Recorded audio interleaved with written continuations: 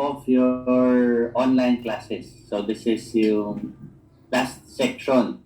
Okay, all about leadership, management, and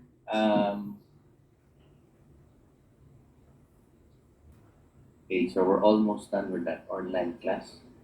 Okay, we have, I think, just a couple more modules. Okay, I think we have much a good number now. Okay, so everybody, can you open your cams para I can check attendance?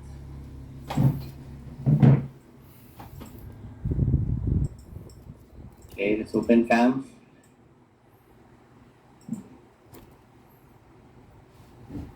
Alright. Cyrus kumakain pa. Okay lang yan, Cyrus.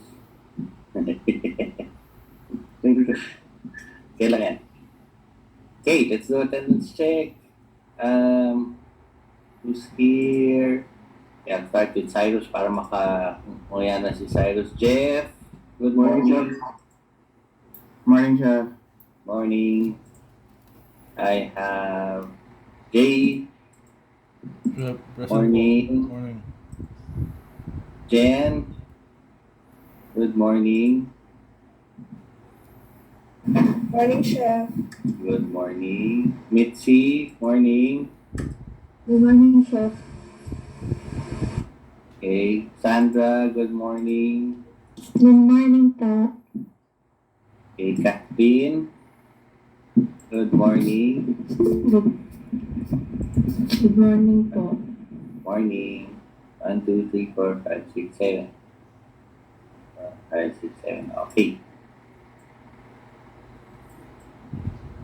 Alright. Okay, let's start. Wait. Let me do a screenshot first. Screenshot. Okay, open cam. Kathleen, can you go to your camera? Okay, baba mo konti para makita yung face. Okay, 1, 2, 3. Okay. Alright. Okay, you can close your cameras already. Okay, so time to listen lang. Okay, para I can turn off my camera also. Okay, so we're in the last part of your online class. This is the last section. This is composed of, I think, 6 or 7 modules. Okay, pero I'll try to squeeze everything in. Okay, good morning, Keith. Good morning, Chef. Good morning. Okay, so I'll try to squeeze them in para you guys can end early with your online class. Okay, so it's all about leadership and management. Okay, why do we include this in your course? Okay, this is more of, we started your online class with character building. What are the characteristics of a chef? What are the things that you guys need in order to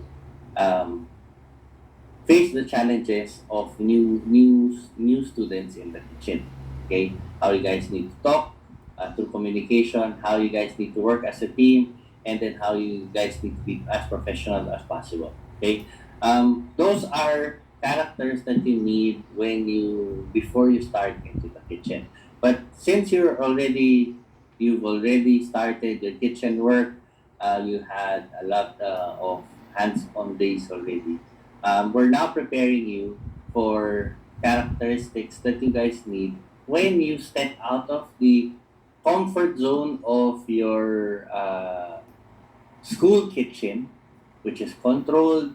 You are given pretty much leeway on and freedom in the kitchen. You are given bigger chance of fail and to recover. Okay, but when you are in already your uh, professional kitchen, there are things that will be expected of you. Okay, so these are character building, so that you guys are more fit to be sent out into the professional kitchens in the future.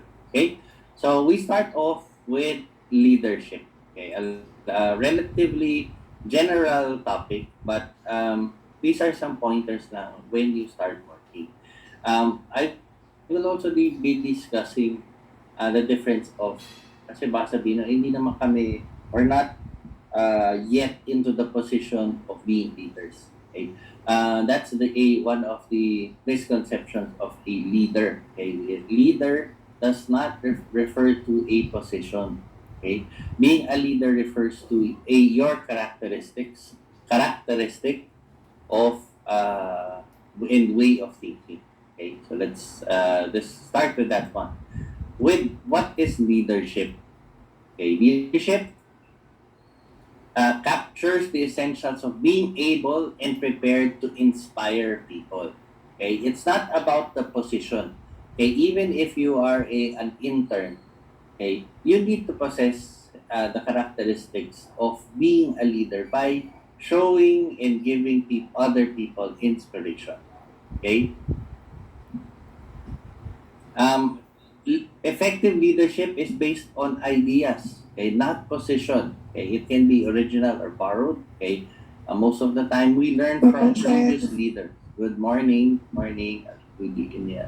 Okay, so most of the time we are getting some references to old leaders, what they've done, what some examples they made, okay, and what challenges they faced and how they were able to overcome them. So most of the time, when we talk about leadership, we can create our own idea, but most of the time we borrow from past successful leaders. Okay?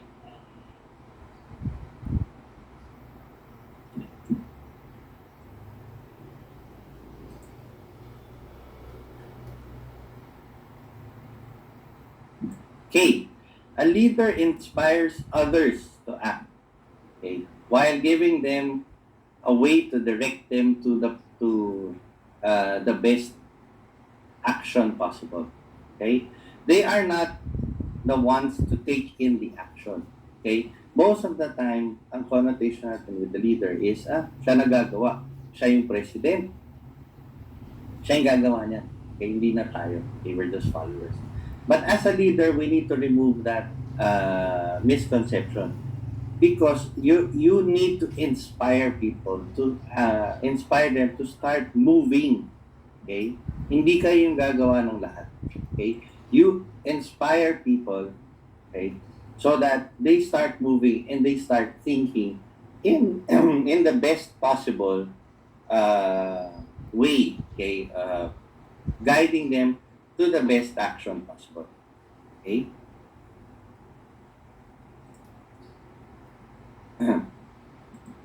Okay, how does leadership work? Okay, in business, okay, leadership is linked to performance. Okay, laging ganyan. If your team is successful, the first thing that they ask is who is your leader. Kasi most of the time, the good leadership, it creates a positive and a successful business. Okay, so ang first tinitingnan, sino ba ang boss nyo dito? Sino ba ang manager? Sino ba ang nag-handle sa'yo? Okay? On the reverse naman, a business who is not successful, okay, hindi na tinitingnan yung staff. Okay, but ang first na titingnan mo is the manager effective. Okay?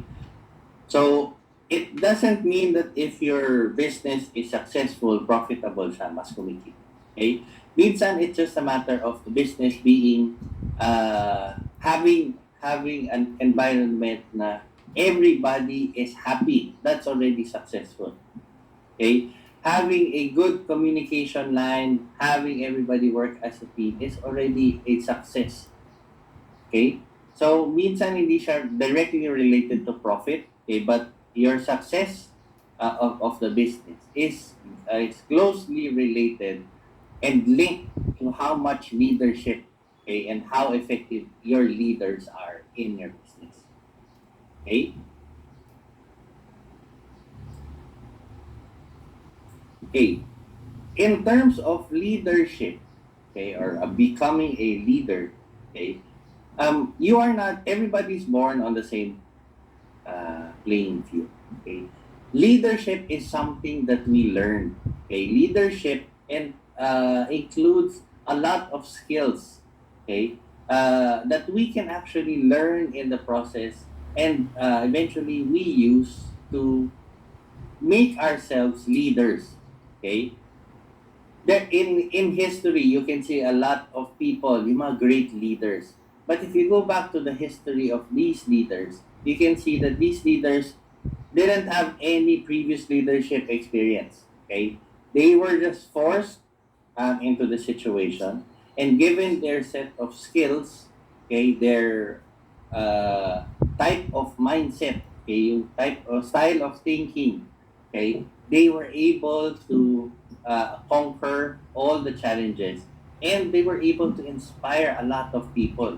Wala silang posisyon, wala silang, minsan nga may mga leaders, walang education, hindi nila inaral how to become leaders. Pero because they have skills and characteristics, okay, of a leader, okay, they use that to be able to overcome certain challenges. Okay, and they were not alone because they were inspiring people to help face and overcome those challenges. Okay, so it's leadership is something that you guys can learn. Okay, hindi siya based on para sinong president, siya yung laging president, sino yung class president, sino yung middle, sino yung laging na-elect, sino yung mas mayaman, sino yung mas may experience, mas matagal na sa kusina. Leadership does not come from all of those things, but leadership is connected to the character of each person. Okay? Do you possess all the skills to inspire other people to move in their own pace, but towards a same goal, towards the best goal? Okay? So let's start first with the butterfly story. Okay, this is a leadership story about a butterfly.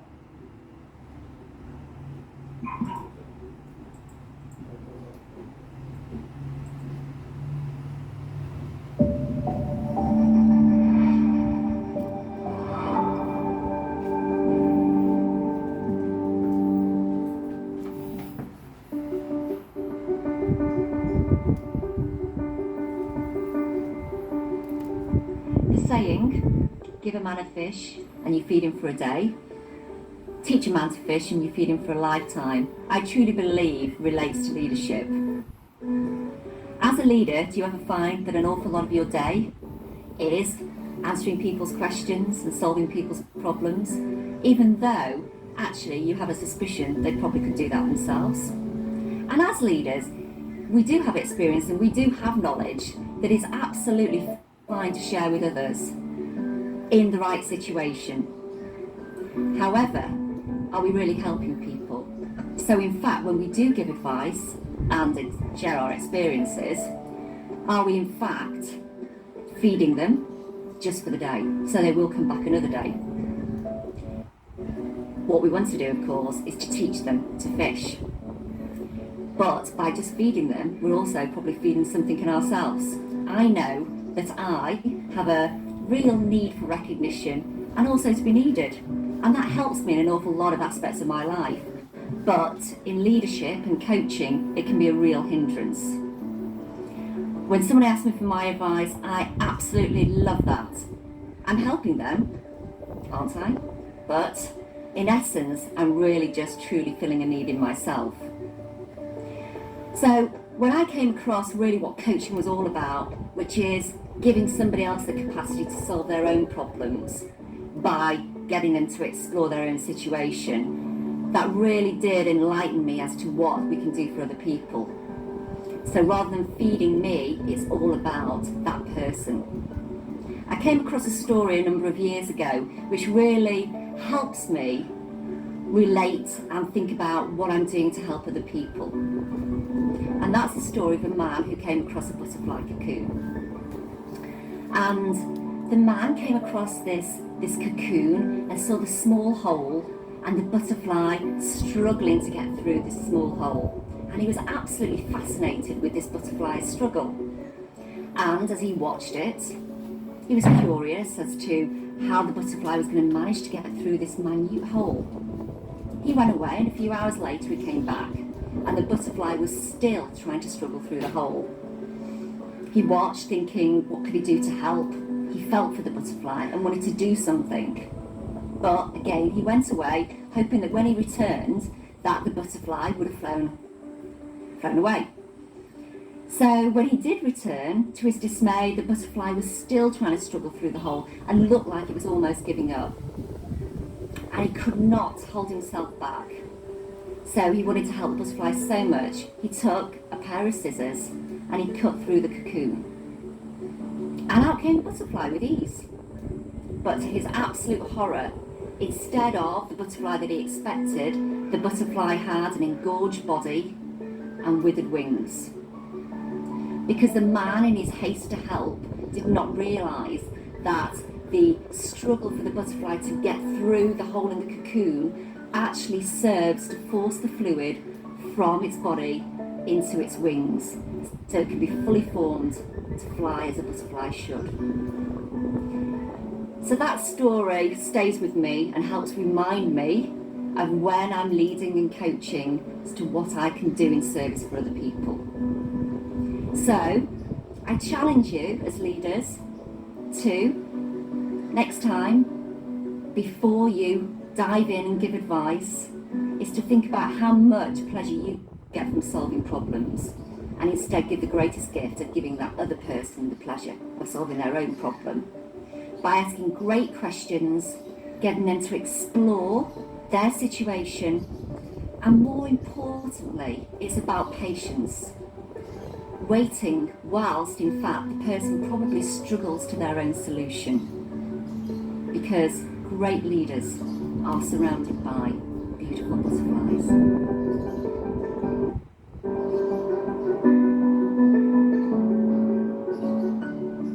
For more videos and information. Okay, so it's a different perspective of leadership.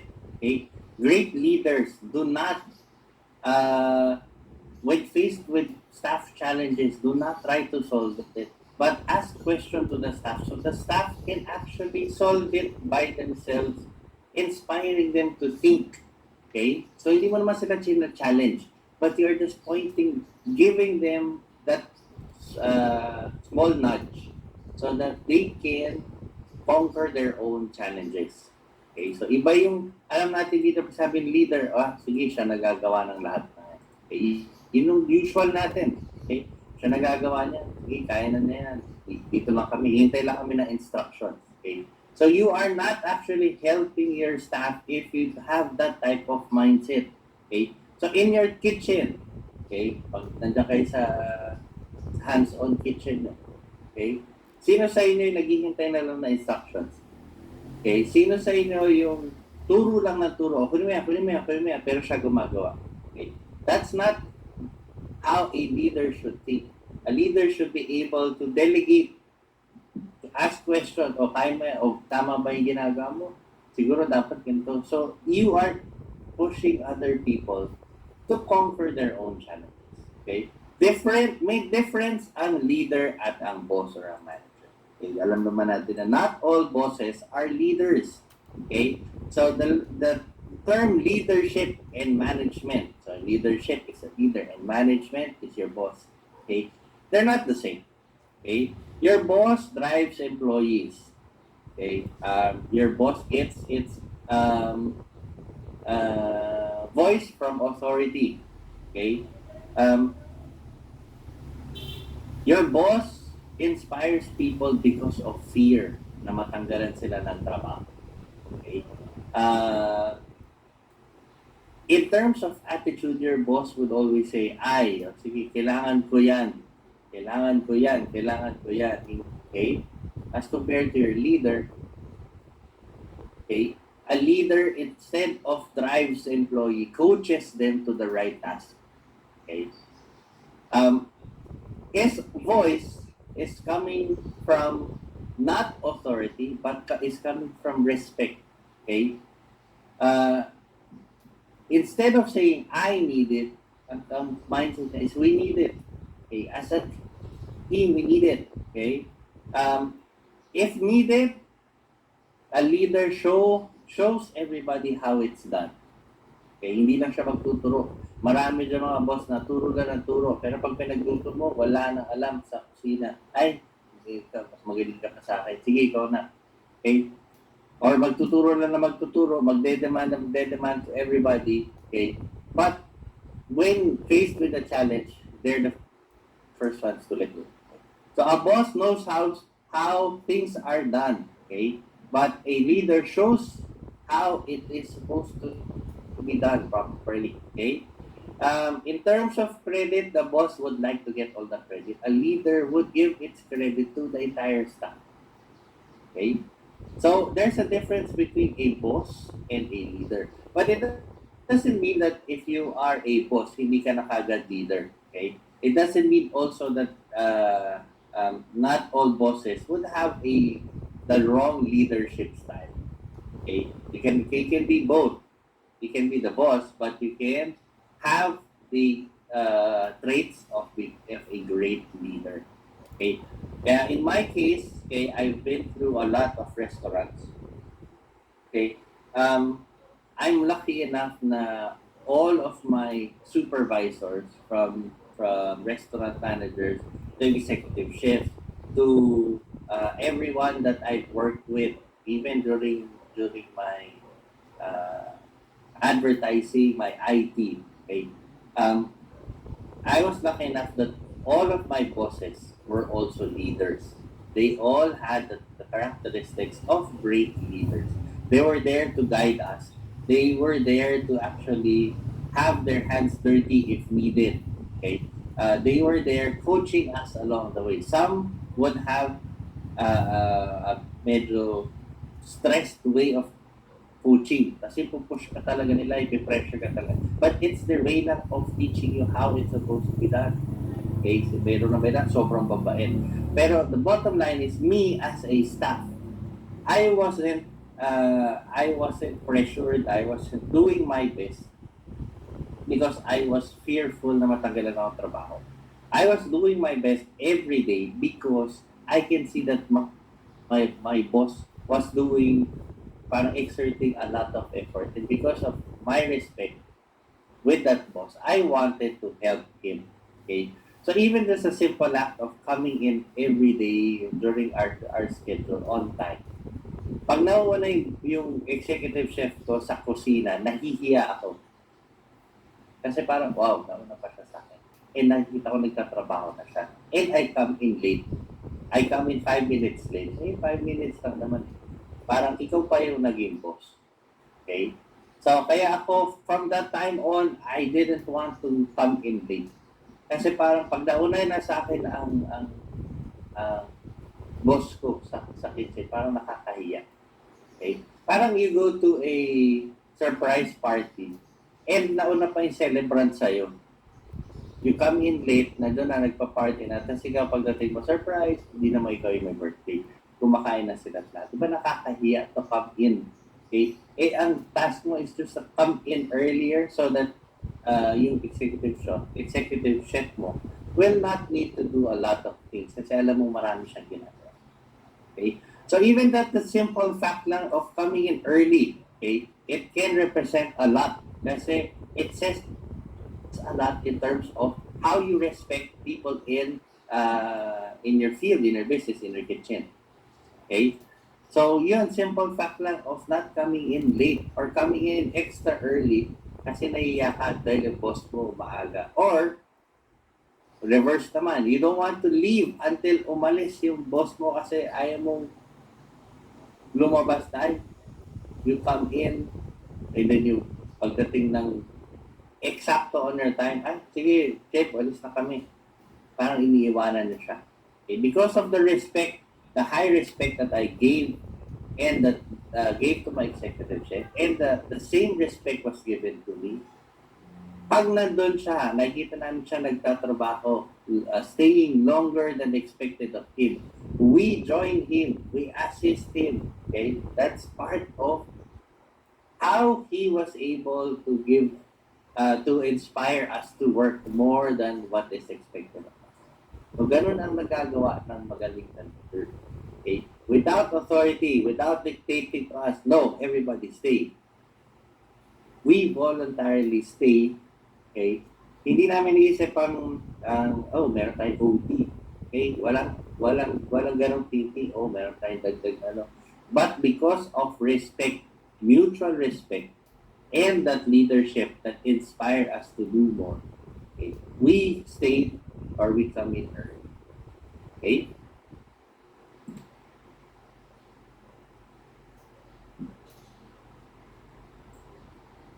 Okay, so for leadership and management, meron din siyang difference. Okay? A leader may or may not be a manager. Same goes, okay, all your boss may or may not be a leader. Okay? A leader must inspire, okay, followers. Okay? A leader who listens, okay, that's one of the traits of a good leader, is a good communicator. A leader knows how to listen and knows how to communicate things properly. With that, it follows creativity and innovation. Kasi people are now open to think outside of the box, knowing that that style of thinking is accepted in the establishment. Okay? So, meron siyang difference of how a leader and a boss would think. Okay? Okay, now let's learn little by little how can we become leaders? Okay, even if in a small circle, kasi nga it's a skill that you guys need to learn. So how do we become leaders? What are the things that we need to learn to become future leaders?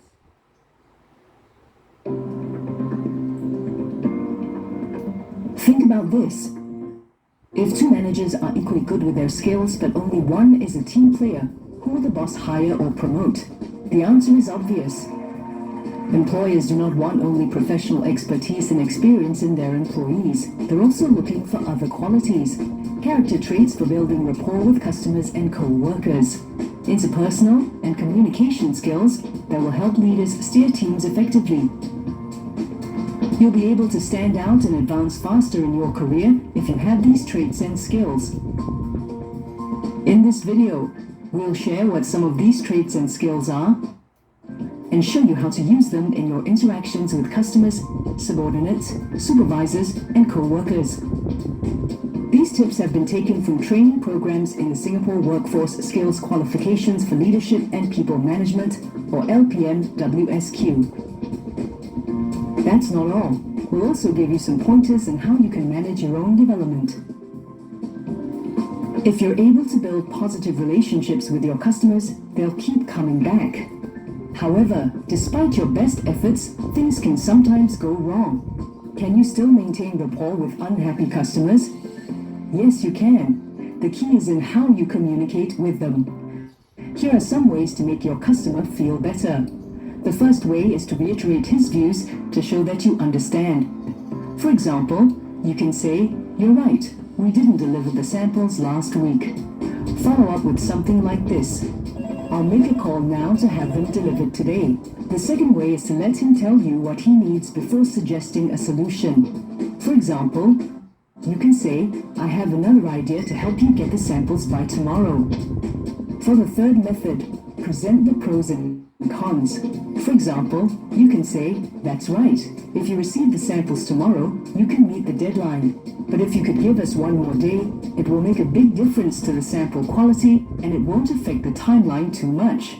If you're able to attend to unhappy customers well, you'll be able to continue your relationships with them. If you want to get the best results from your subordinates, you need to be assertive. Assertiveness is not about bulldozing your way through while disregarding people's feelings. How then can you express your views honestly and yet be respectful? Explain to your team members why you need them to do certain things and how they would help the organization. Be open to other people's suggestions. And always accept responsibility for your decisions. Otherwise, how will your subordinates believe in what you say? It's important for you to build rapport with your supervisor. One way is to know how he prefers to process information. For example, if your supervisor is a visual person, you can use graphs, pictures, and videos to help him visualize your message. For an auditory supervisor, let him hear your message through face-to-face meetings and phone calls. And if your supervisor is a feeling person, get your message across through experiences such as site visits and product testing. If you're able to influence your co-workers, you can help your project team reach desired outcomes and manage changes. You may use one or a combination of these 4 push and pull influencing styles. One push style is to use logic, point out the loopholes of an argument, and then offer a counter proposal. Another push style is carrot and stick. Show your co-workers the reward they'll get if they comply and highlight the potential threats if they don't. On the other side of the coin are the pull styles. The consultative style is suitable if your team members are committed and capable of offering ideas. And if you're working with senior and independent people, you can move them using the big picture, such as values, mission, and life goals. Employers value employees who are able to grow personally and professionally. These employees are able to take on greater responsibilities and challenges. Therefore, it's important to manage your self-development well. You begin by identifying your career goals. Then, embark on continuing education and training to help you build on your strengths, minimize your weaknesses, and reach your goals. To get the skills you need to stay employable, get the job you want, and progress in your career, you should consider the Singapore Workforce Skills Qualification System, or WSQ. WSQ courses are practical. WSQ frameworks are co-developed by WDA and its industry partners from over 30 sectors. This means you gain skill sets that employers truly want. The courses are accessible. They're easily available at more than 450 CET centers and training providers island-wide. They are affordable. Singaporeans can get subsidies of up to 95% of course fees. They're also flexible. You can take up bite-sized modules to suit your needs and schedule. It's often said that character traits and interpersonal and communication skills will determine how far you'll advance in your career. If you aspire to grow into a holistic leader, find out more about leadership and people management WSQ training programs at www.wda. Okay, so yung last part na sinabi na, it's up to you on how you want to grow into this field. Okay? You can forever be a follower, but you just need to learn the skills of leadership for you to be able to grow, okay? To be able to progress, okay, in this type of field. Okay? So hindi siya something kasi hindi kami nag-aral na ganito, hindi kami. So there's so many excuses na pwede, okay? But the answer is actually in you. Okay, it's something that you guys can easily master. Okay, one of the things that you guys need to change is your mindset. Okay, once you have a leader mindset, this is where it all starts. Okay, yung tanggalin niyo yung negative mindset. Hindi naman ako pa ayoko maging boss, ayoko maging head, okay? Because given the leadership position, there are so many responsibilities that we need to take in, okay? So ang dami na natin kailangan isipin. Dito na lang ako sa side na maghihintay na lang ako ng utos, okay? If it's just a matter of parang turning a key. Okay. It's as simple as that. Having a leader mindset, okay, it's like turning a key lang. A lot of people are fearful of turning that key because they don't know what is behind it. A leader would easily turn the key, and whatever's behind it, they're ready to face it. Okay? So yun ang first natin kailangan gawin. We need to start thinking differently. Okay? So to be able for us to become leaders in our own rights, and then from that leadership mindset, success will follow. Okay?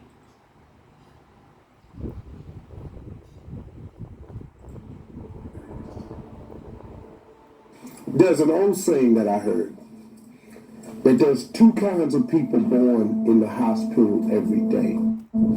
There's a person born in the hospital that's going to get a job, and there's a person born in the hospital that's going to give that person the job. You have to decide along the way which one you're going to be. You can be a leader, but a leader is a developed set of skills. It's a developed set. And the more, but see, here's what stops the average person from being a leader. Is the fear of the consequences of leading. Most people don't want the responsibility of being a leader. But let me tell you the trick though. The responsibility and ramifications and consequences of being a follower is more dire and more severe. Because now, as a follower, you just got to go along with whatever. You know how many adjustments you got to make when you're a follower? But the man come in and decide I'm having layoffs. And he hand you a slip and it's Christmas. What? That wasn't in your plans, but you decided you want to be a leader, you want to be a follower. Now guess what? You got to deal with that. If I'm a leader and I own a company and the company starts losing money, you think I'm fitting to not have my life? No. Cutbacks start on the follower. The leaders don't go, well, let me quit. Because if I quit, ain't nobody eating. The cutbacks start at the bottom. So you have to make a decision if you're going to be a leader or not. But understand what a leader is, though. Sometimes you just really want to be the leader of your own life. See, you don't have to lead a world leader. I have no aspirations of being Martin Luther King. I have no aspirations of being Gandhi. None whatsoever. I had really no aspirations of being the leader that I've become today. That I got young men listening to me that I wasn't even really counting on. I got dudes emailing me, man, running up to me, man. In essence, this brother ran up to me and Terrence was stopping him from talking to me. The big brother, about 300-some pounds, sweating, had a chef coat on, had a thermometer pen, sweating all over the place. He had seen me come off stage, saw me go through the back. He ran all the way around to meet me. And Terrence, stand down, so.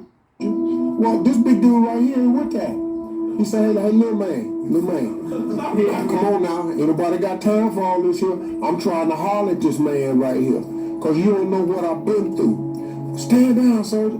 Little man. Before this turned into something else, I got to see him today. His whole thing was, he was a prison inmate down in New Orleans, had been listening to me on the radio since 2005. Did his 5 years, got out the joint, started studying in prison food prep because he said, man, you told me one morning you ain't got to sit there and do nothing. You can better yourself from behind the wall and make one plan on not to come back. He said, you changed my whole life. He said, I come to tell you, man, I'm the chef right now at the Hilton. But the big dude was just crying. We ended up hugging. I cried with him because, I be feeling people like that. I have no idea, nor did I have an aspiration to be an inspirational person to them. But I have always asked God in my own way to make me a relevant person. I don't want to be a cat that when I die, ain't nobody tripping. Church empty. Ain't nothing right here, because there's two things, when a person dies on their tombstone.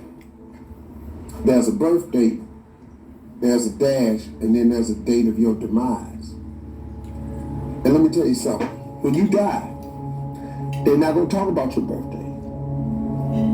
They're not going to talk about the day you died. The biggest conversation would be about that dash, that little dash. That's the life you lived in the middle of that date of birth and the date of demise. That dash will determine who you are.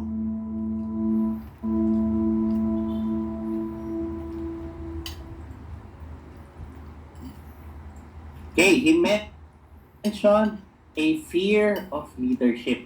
Maraming ganyan. They don't want to risk everything. Parang they would rather go in hiding kasi they don't want to face that fear of leadership. Okay? Sabi nga din in the video, you don't have naman to dream big na para kayo maging Martin Luther King, to become the next president, to become somebody that will change the whole Philippines. Hindi naman ganun kalaki. You just need to be leaders and have that leadership mindset, even if you are just a leader of yourself. Okay, you are not controlled by outside situations. Okay, meaning if you faced with any challenge, okay, you will be using this type of mindset when you start interviews, when you start doing your internship. Okay, when I took my culinary, way back, wala pa masyadong programs on culinary. Everything was new. Okay? So wala pa kaming assistance in terms of internship. Bahala kayo. Once you finish the course, they give you a certificate. Okay, look for your internship. It's not part of the program anymore. Wala na. Okay? So para ka nag-college, after you graduate, kanya-kanya na kayo maghanap ng trabaho. Okay? So that was the culinary during my time. Okay? So I was tasked to look for a job, try to look for an internship. Okay? So if I did not conquer that fear na I will take control of the situation, I know my capabilities. You guys know you know your strength and your weaknesses. Okay? You know your new skill. Okay, you know what you guys can do. Okay, it will be hard for me to enter into the field of culinary. Okay, so you guys you don't need to think big. Okay, you need to think of controlling yourself and you being in charge of the situation. You being able to lead and inspire other people. Okay, in your own circle is what we need. Okay, hindi yung malaking-malaki. Okay? It was mentioned that there's a large fear of leadership. Okay? Meron kayong fear na mag-fail. Pag ini-inspire yung people, baka magkamali ako. Okay? So how do we face that fear of leadership?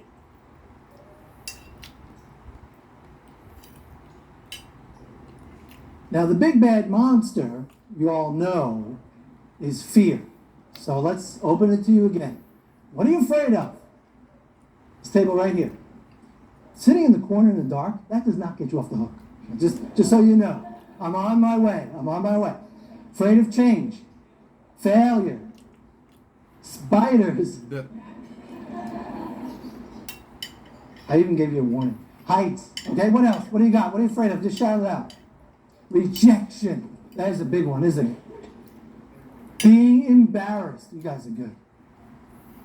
Making mistakes. Being yourself. That's what you said? Fear itself. Fear itself. Being yourself. They both work. So somebody once upon a time said, the only thing we have to fear is fear itself. Right? FDR. More recently, somebody wrote a book and said, the only thing we have to fear is the fear of fear itself.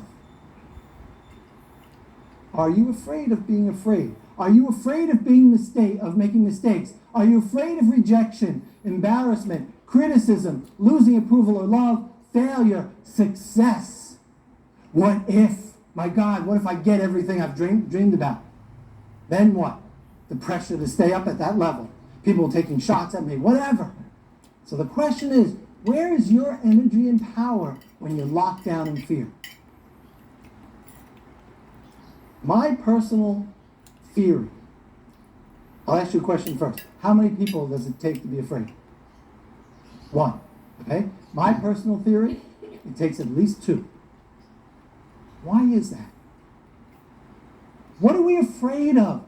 You just told me the list. This whole list, you just told me. What was the answer you gave me? Embarrassment. I'm fine when I'm in a room alone.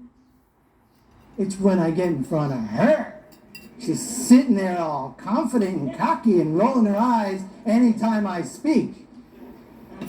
There he goes again, right? There it is. I don't even know her and I don't like her.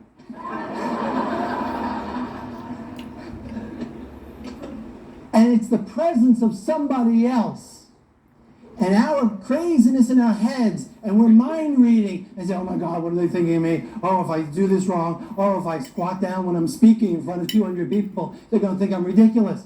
Whatever. And I've given all my energy and my power to you guys, so I can't be myself.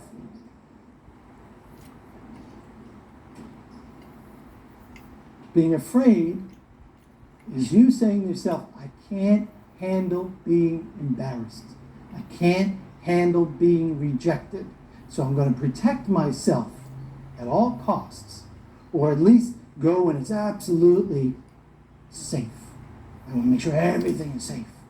And we create this little box, our comfort zone. And that's where we're comfortable. Except the kicker is that everything in our lives happens right outside that comfort zone. All of our growth and our change happens when we get brave enough to get outside that comfort zone. What kind of a leader can we be if we're locked down in our fear? If we're worried every step of the way what people will think about us? When I was growing up, I was afraid of everything. Petrified of public speaking. Petrified. That's why I only started this 2 years ago and not 35 years ago. I'm not as young as I look. Guess what the change was? One simple realization, one simple affirmation to myself. I don't care what you think about me. As soon as I got that through my head, as soon as I even entertained the idea that I don't care what you think about me, except for possible evaluations and getting invited back again. Other than that, I don't care. Because I spent the first half of my life being safe and in the box and doing all this stuff the right way, and et cetera, et cetera, et cetera.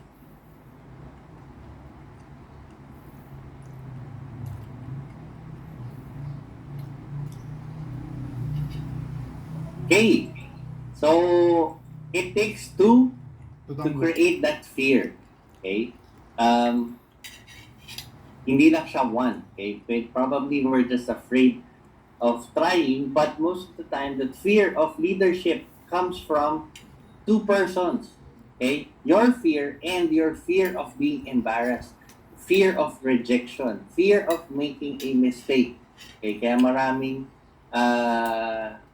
maraming skilled, highly skilled people na never tumataas in their field, never grow, never gets promoted.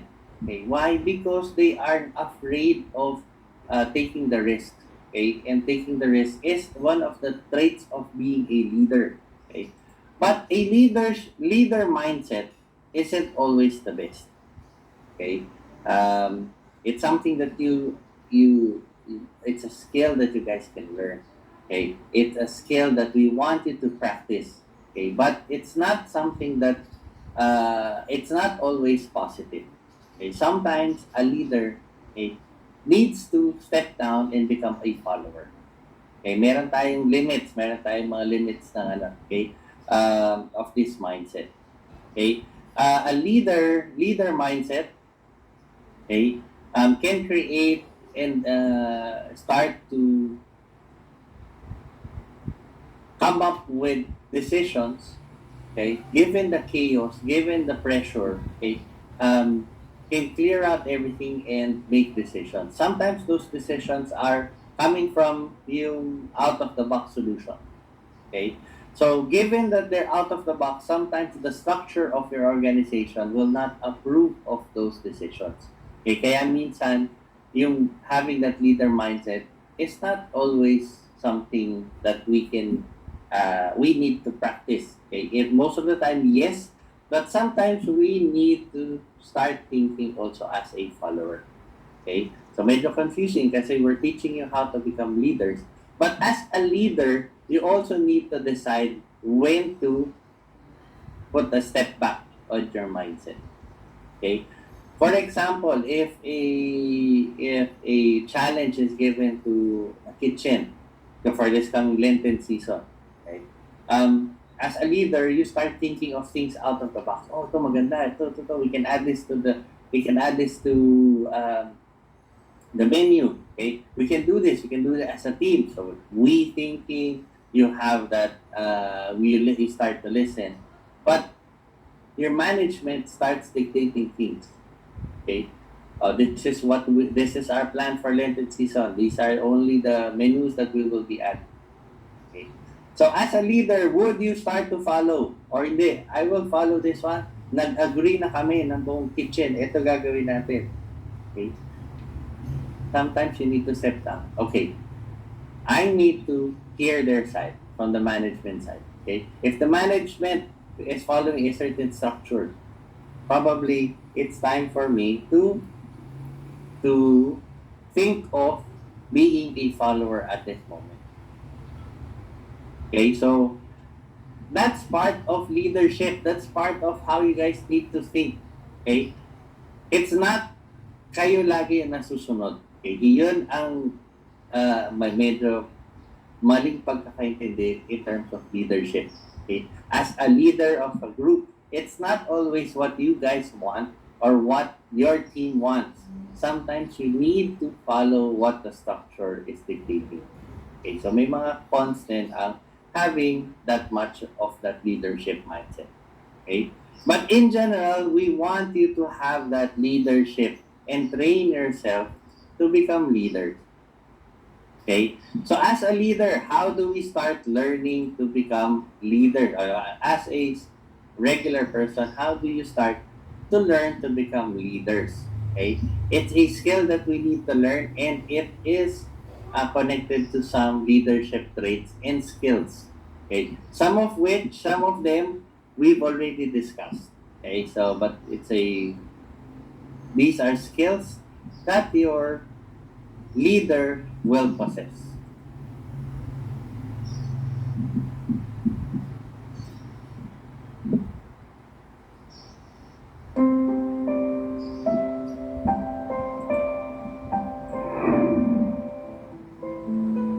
Wherever you are, leaders are important.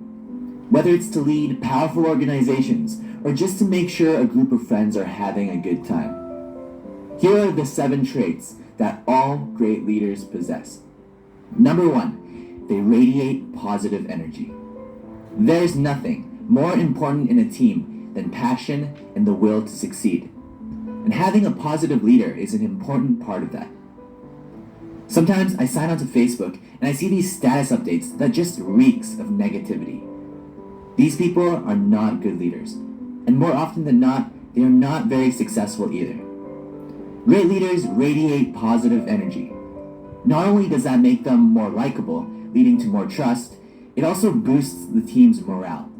And countless studies have shown a positive relationship between team morale and productivity. Number 2, they have a proactive attitude. When something goes wrong, it's easy to blame someone else or to find out why it happened immediately. The great leaders put that aside. They shift their focus entirely on solving the problem. I used to be in charge of the takeout service at the restaurant I worked at. So basically people would call to make their order, and my job is to make sure everything is packed and given to the right person. It was a really busy restaurant, so mistakes weren't that uncommon. This one time, after a customer came to pick up his food, I realized that we forgot to pack part of his order. I was fairly new at the time and I didn't know what to do. But luckily, one of the owners of the restaurant was there, so I explained to him what happened. He didn't blame me. He didn't even ask how it happened.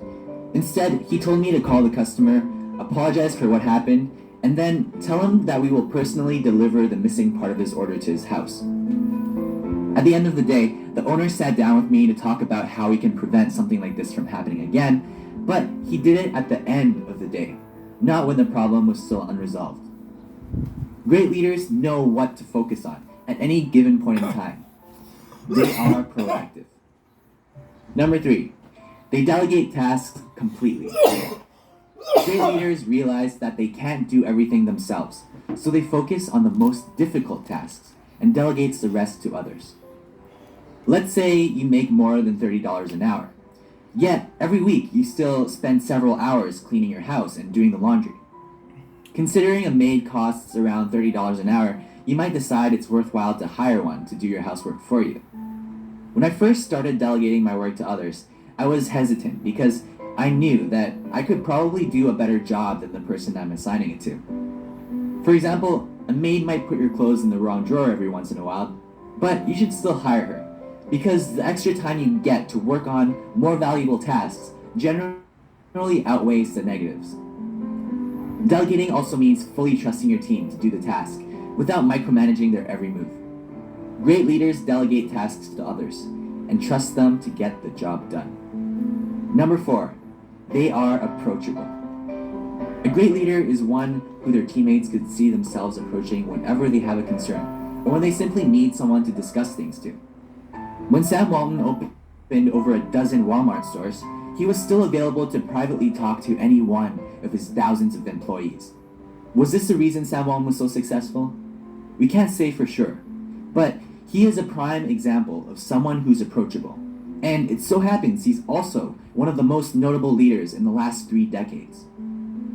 There is a saying that's very appropriate in this situation, and that is, a non-productive work environment is one where employees are discouraged to speak up, fearing the loss of their jobs. Great leaders encourage feedback from all members of the organization. They are approachable. Number 5, they do what they expect of others. If you expect your team to work hard and produce great results, you're going to have to do the same. When I was a kid, I worked at Wendy's, the fast food restaurant.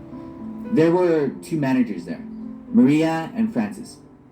Maria was very good at telling us what to do, but she would always be in her office talking on the phone with her boyfriend. We listened to her, but none of us really respected her.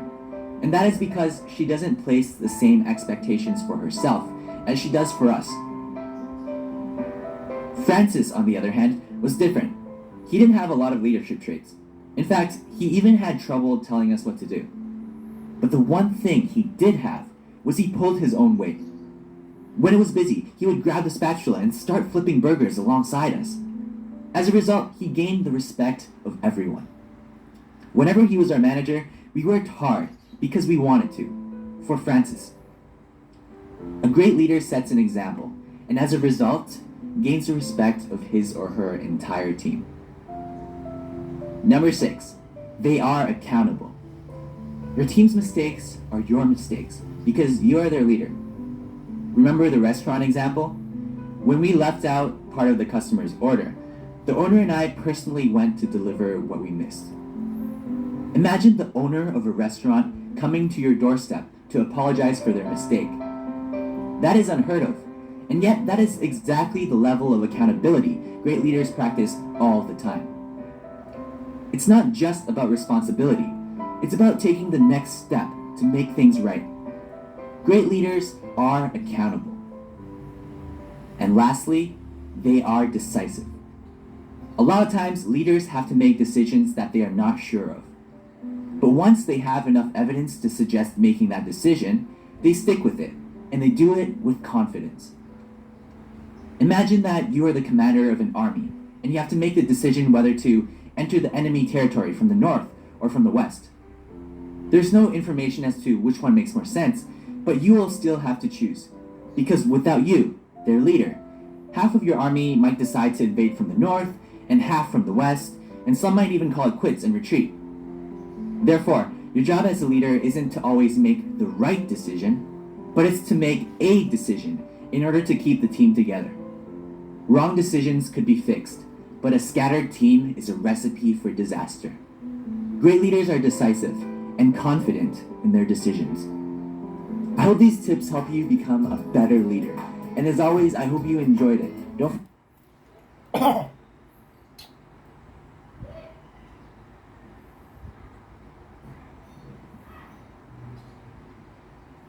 Okay, so just as a recap, okay, So the wording might be different, but the gist is still the same. Okay, these are your traits and skills. Okay, your leader inspires everybody, and they promote a positive and compelling vision. Okay, um, it's vital for your leader to have a positive outlook. Okay, because it creates a positive vibe. It creates an open communication. It creates a better team. Okay, but the team needs to be directed to a compelling vision. What are they trying to achieve as a team? Okay, and your leader, okay, is able to direct the team, the staff, inspire people to act, and has the ability to create that vision for the entire team. Saan mo ba sila dadalhin? Okay? It can be a good service, just a simple good service. Okay? So, good lunch service, good dinner service. So, even those small visions, okay? Or bring your good service into another level by creating another restaurant, okay? Branching out of your restaurant. Okay? So these are samples na of how a leader should think. Okay? A leader, okay, would always want others or treat others the way they want others to treat themselves. So the leader gives due respect to everyone. Okay? So hindi siya effective leader if namimili siya na kung sino yung bibigyan ng respect. Okay? From the highest to the lowest ranking in the kitchen. Okay, it's how you interact with those people. Okay, is what will define being a leader is. Okay, so hindi yung sa supervisor lang, saka doon ka lang mabait, or your executive chef or your sous chef. Okay, pagdating sa dishwashers, hindi nyo na sila binibigyan ng respect. Okay, so it's more of a character of a leader. And this character is something that other people will see. Okay? And other people will start to emulate. Parang they will start to copy you. Okay? If you are a great leader, that respect that you give to others, they will not only give it to you, but it will start to multiply and everybody will follow into that style of respect. Okay? A leader will admit their mistakes. Okay, the first thing is the leader knows that he's not perfect. Okay, mistakes will happen. Okay, so if a mistake will happen, he's not the first one to start pointing at, hey, siya gumawa na, ay, hindi kami gumawa na, wala kami ginawa. Okay, so his mindset will start, or his or her mindset will start to think, how can I fix it? How can we change it? How can we face the mistake? Okay, ganun na kagad. Once a mistake happens, hindi yung pointing, uy, ikaw yan. Wala kami dyan, hindi kami yan. Kabilang team yan, kabilang group yan, wala kami dyan. How do you fix it? If madumi table, ay, wala naman ako nalaman, hindi magagamit. Ang leader should, madumi table, kasi kuha ko ng scraper pa. Kuha ko ng basahan sa polis. Kuha ko ng, kunyari merong makikita ka in your class na hindi marunong mag-fold or mag-cut. Okay? Hindi yung titinay kasi hindi nag-aaral. As a leader, okay, how would you want others to treat you? And how you admit to your mistakes? You teach them. Para pag ikaw naman yung nagkamali, somebody will teach you. Okay? And the mistake is, you don't need somebody to force you to admit and take responsibility. If a mistake happens, given that you are thinking in the we process, we meaning magkakasama kayo sa team, it's a problem of the team. Okay, so how will the team fix it? It's not, pagdating ng good times, tayo, very good. Pero pag nagka-problema, nagkaroon ng customer complaint, nagkaroon ng buhok, magkakaturoan na, ikaw yan, di kasi nag-hairnet, yan, may buhok pa. Hindi mo na malam, kanino galing yung buhok. Mali mo galing sa'yo. Pero you start pointing at others. Okay? So, a leader, okay, or you guys, need to start thinking in a way that you become future leaders. And one of the things that you guys need to practice is being responsible, okay, and accountable to all of your actions. Dito laging nagkakaroon sila ng fear. Especially pag ayokong masisi, ayokong magkamali, ayokong masisi, ayokong ako yung pinapagalitan. Okay? As hindi ko lang kung na-mention ko sa inyo before, okay? When I was the one in your shoes, okay, ayoko rin ng pinapagalit, ayoko nagkamali. Pero when I was already a sous chef, yung palang lagi kong pinapagalitan are the ones that I want to succeed. Kasi I know that they're trying their best, pero I need to just guide them. So pag nagagalit ako to certain people in the kitchen, it's not a personal anger, but it's me getting frustrated na hindi ko sila nabibigyan ng enough time to teach them how to do it properly.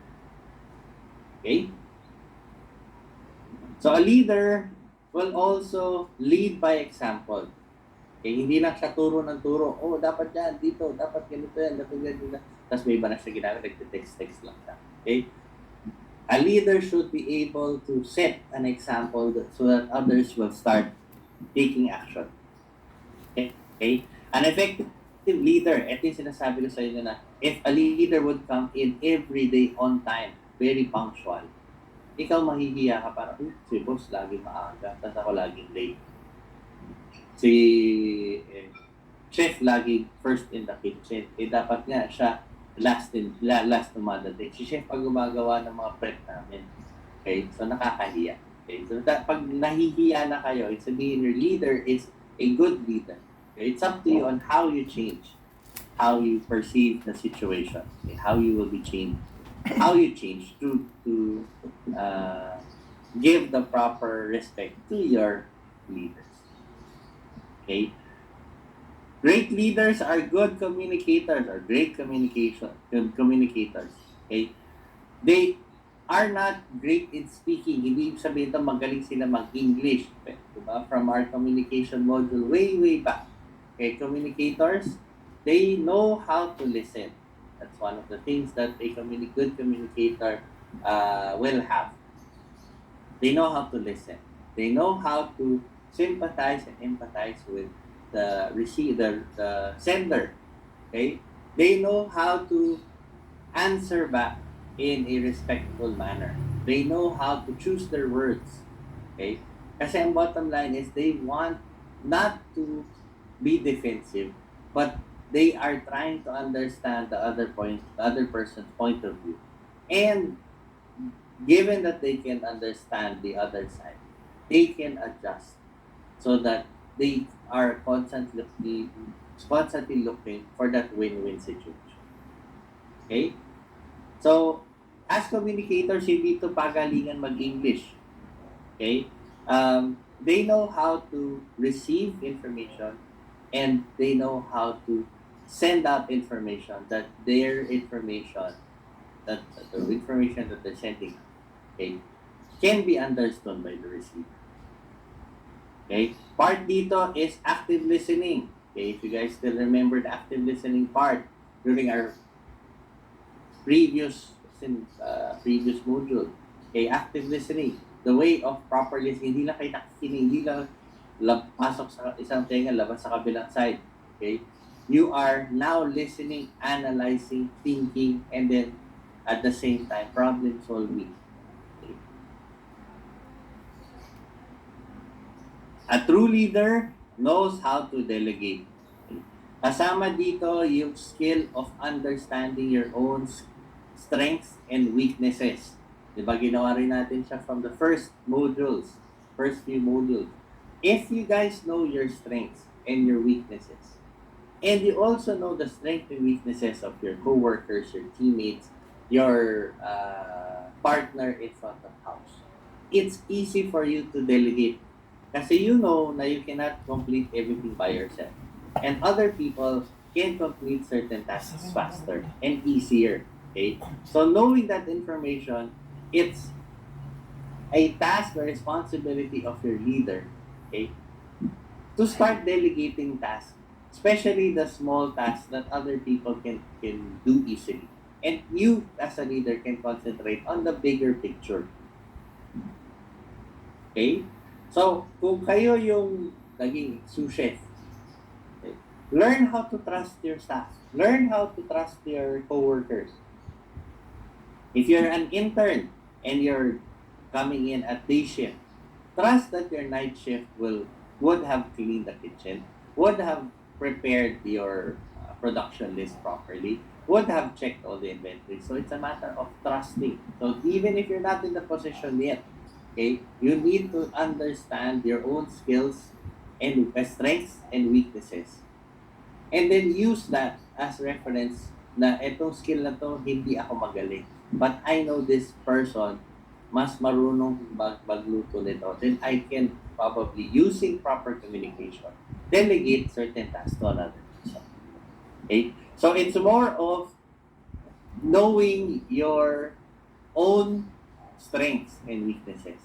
And then accepting that you cannot finish everything by yourself. You cannot work in the kitchen alone kasi it will never succeed kung mag-isa ka lang.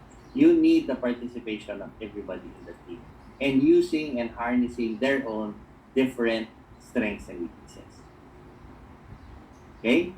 And the last, okay, is as a leader, you're looking at your team as a leader, okay, as a group, as a whole. Okay? You need to make others feel important. Hindi yung pag nag-succeed kayo, okay, ako nag-lead sa inyo, credit goes to me. Okay? From the previous trait na, you cannot do it alone. You need to delegate. So you need other people to help you out. Okay? So hindi to pagalingan. Okay? Hindi pag, it's not, parang it doesn't go into your credit if something succeeds. If it fails, we start pointing at, oh, ito kasi, hindi mo na ito kasi, hindi mo na. We start pointing fingers. Okay? So, part of this one is making sure that everybody has their own role to play. And if you need to make everybody as important as yourself. Okay? Even the smallest person in the kitchen, yung dishwasher, okay, make them feel that you cannot survive a service day without them. Hindi yung, hindi ka papasok, sige, huwag na lang, kami na bahala. Okay, that's not a good trait as being a leader. Okay, you need to make other people feel as important and they're part of the team. Okay, now that we pretty much know the traits of great leaders, how can we establish ourselves to become leaders in the future? Okay, how do we start this process of learning how to become leaders? Would you consider yourself a leader? A leader is an admirable position to take up. Leaders have power and they have more control over where they want things to go. People look up to leaders, and while they're given more responsibilities, they often reap more of the rewards. But not every person can actually be a leader. Leadership takes skills and hard work that do not always appeal to every person working towards their goals. If you do want to step up and be a leader though, consider using some of these tips to help you stand out. Tip number 1, learn from other leaders. Are there leaders that you admire? You should try to learn from them. There are plenty of books available that detail lessons from leaders throughout many industries throughout history, and the journeys that leaders take are not all fun and games. Take some time to read about the failures, the obstacles, and the challenges that your favorite leaders have faced throughout time. You may find some common lessons and experiences that will help you on your own journey to becoming a great leader. Tip number 2 is that it takes work to build skills. Leadership requires different skills depending on what industry you work in and what task you have at hand. Talk to leaders in your industry and learn what skills are necessary to get in the position you want to see yourself in. Then take the time to actually work and build on those skills. Leaders often have to work behind the scenes to prepare themselves for a leadership role. Even if you're not being directly praised for any education or development required to build your skills, know that this work will pay off. Tip number 3 is to believe that you are a leader. If you bring the energy of a leader to a group, the group will come to accept your position. Before you walk in a room, prep yourself up and tell yourself that you are a leader, that you're strong, that you're confident, and that you have the skills to take on the toughest responsibilities. People will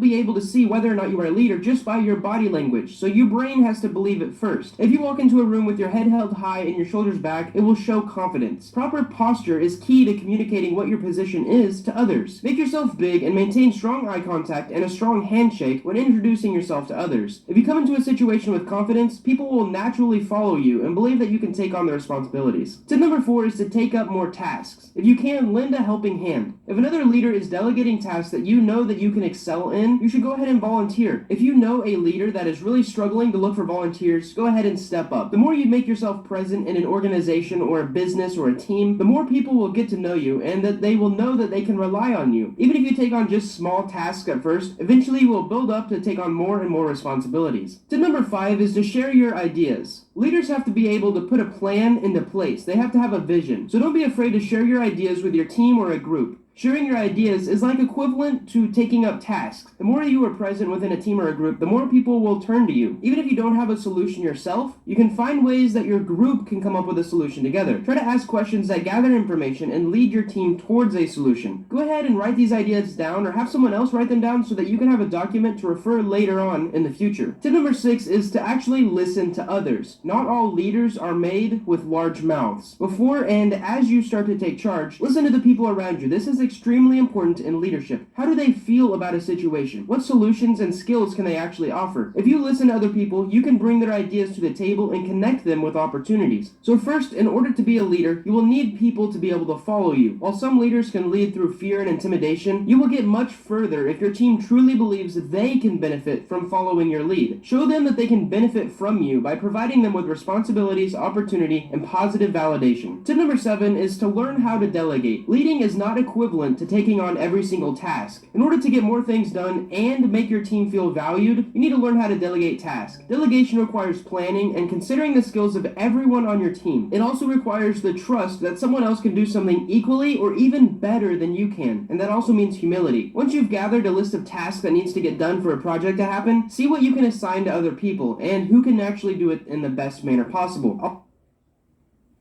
Alagang subok, alagang trusted, alagang unilagyan. Always accept help from your team if they offer it, but be sure to follow up with the people who have taken on each task. Also, something you should know is that sometimes people require training during the delegation process. As an entrepreneur myself, sometimes it's much easier to spend 8 hours training someone how to do something the right way than spending an hour each day fixing their mistakes for a whole year. Tip number 8 is to treat other leaders with respect. You might not be the only person trying to lead in your organization. In fact, you may be working with someone who is an assigned leader. So you should be respectful of the positions that everyone on your team has, even if you think that you could do a better job. Many leaders earned their position without boasting or bragging about the work that they have done to establish that kind of leadership. So don't undercut someone else's skills or their achievements just because you want to be a bigger leader. If you're not already a leader, you should be patient, share your ideas, and step up when it's appropriate, and then eventually wait for a position to open up for you to become a leader. And the last tip I have for you guys is to know that there are many different types of leaders. It might sound like a cliche, but don't be afraid to be yourself when you're establishing yourself as a leader. There's not just one type of leader, and your team may benefit from a group of leaders that have different management styles and different skills that help them lead. Your group is most likely not a dictatorship, so share the stage with other leaders and find a way that you can be your own type of leader to have the maximum benefit to your group. Also, if you're interested in self-development and growing yourself or your business, I want to let you know about a mastermind group that I recently created, something called Practical Growth Academy. If you're interested, I create weekly animated book summaries, actionable worksheets to go along with the summaries, and also a monthly mini course of a topic that I think you'll find helpful. So far, there's over 25 book summaries and 7 mini courses on topics like productivity, money management, social skills, and just other stuff that's really important and I think that can help you in self-improvement. If you want to get immediate access to all of this, plus a link to a private Discord server where all the members share stories, ideas, and we help each other grow, you can check out the link in the description. And if you sign up today, I will personally send you a $20 Amazon gift card, which means you profit $3 the first month because the mastermind is only $17 a month with a discount below, and you can cancel anytime if you don't enjoy it. I just want to thank you guys so much for watching this video, and I hope it helps you become a... Okay, for the last part of today's lecture, okay, we've been discussing the leader mindset. Okay, so leaders, after they've acquired the proper skills and traits, they start to think differently. They use certain tools and they practice a different set of decision making practices. Okay, so in this last part of today's module, I've added things that helped me, okay, personally, okay, grow in not only in culinary but in other fields. Okay, so let's start first with, so this is things that help me think differently. Okay.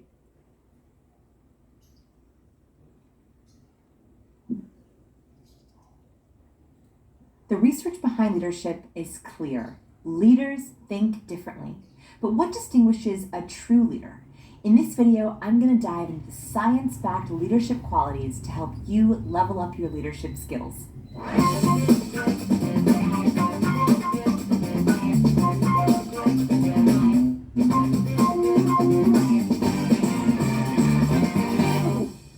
Many years ago, I had the opportunity to shadow the CEO of a major technology company for one day. That one day changed my life forever. Walking through the hallways of his company, hearing him interact on phone calls, and watching him tackle projects and challenges was like nothing I had ever seen before. He was a human behavior hacker. Every single one of his actions was based on how humans work. Throughout the day, he would turn to me secretly and whisper the explanation behind his behavior we had just witnessed. That day was the start of my fascination with people and the hidden forces that make us tick. Since then, I have studied hundreds of leaders like him, looking for patterns. Can leadership be taught? Absolutely. Let's dive in. Skill number 1, go for the small yes. Leaders are extremely adept at getting people to buy into their ideas, even ones they might not normally say yes to. Two researchers, Jonathan Friedman and Scott Fraser, decided to test exactly how to get people to do something. They went door to door in a small neighborhood and asked people if they would put up a large sign on their front lawn that said, "Drive carefully." Only 20% of people contacted said they would put up the sign in their yard.